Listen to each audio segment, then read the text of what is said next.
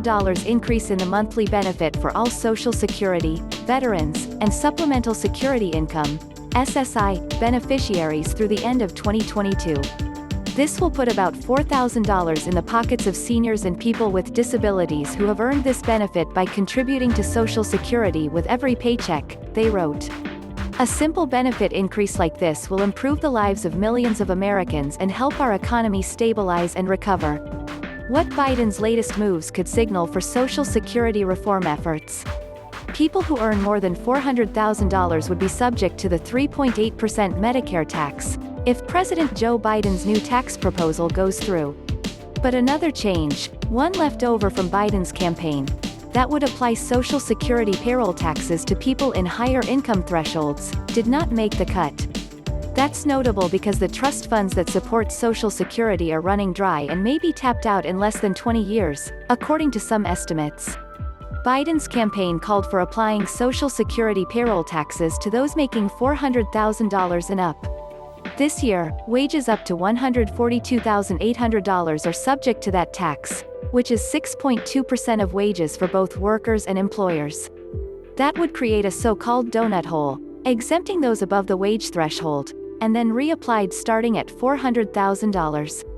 However, over time, that gap would close as the wage base is increased each year. Biden called for the increased levies to help pay for proposed benefit increases, including raising the minimum Social Security benefit to at least 125% of the federal poverty level.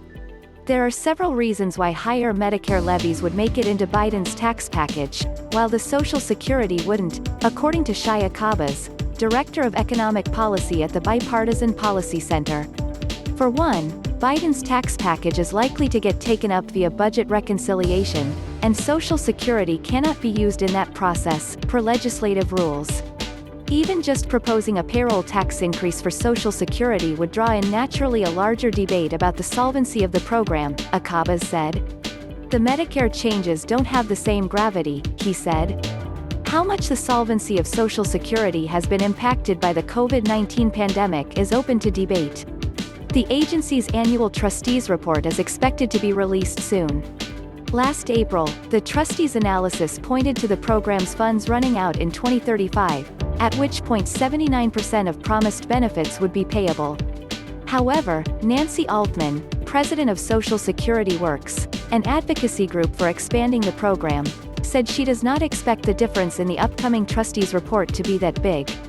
It could advance the date by when the funds are expected to run dry to 2034 from 2035, for example. It's not going to show that much of a difference, Altman said. That may not necessarily stop Democratic leaders in Washington from coming up with a proposal to fix the program.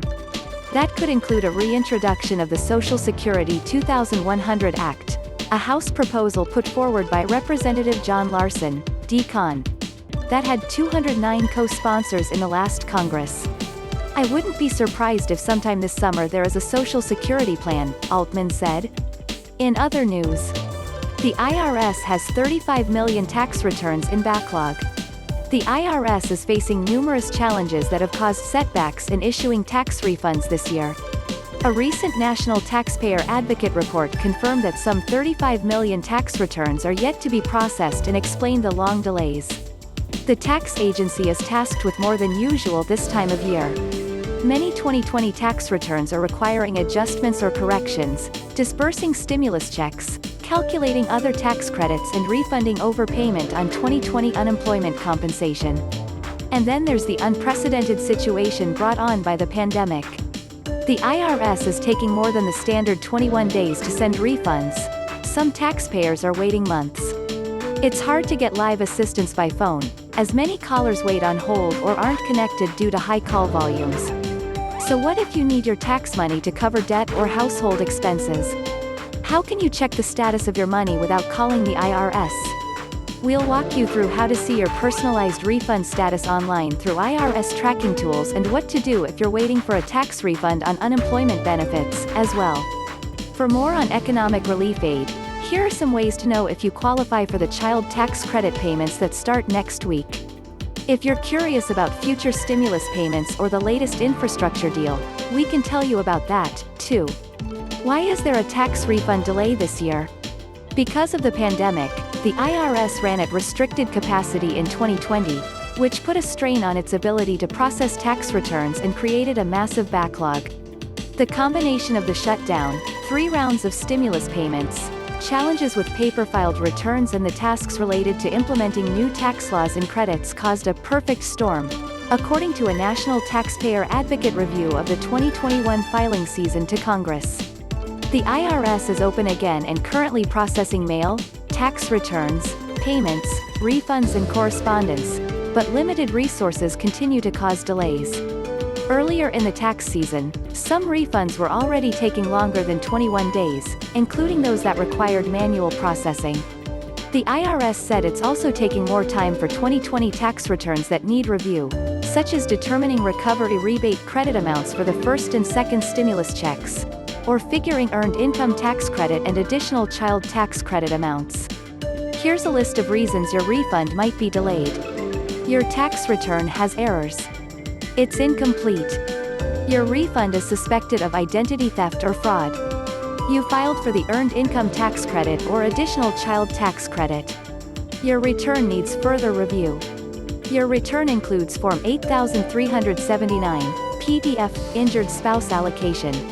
This could take up to 14 weeks to process. If the delay is due to a necessary tax correction made to a recovery rebate credit, earned income tax or additional child tax credit claimed on your return, the IRS will send you an explanation.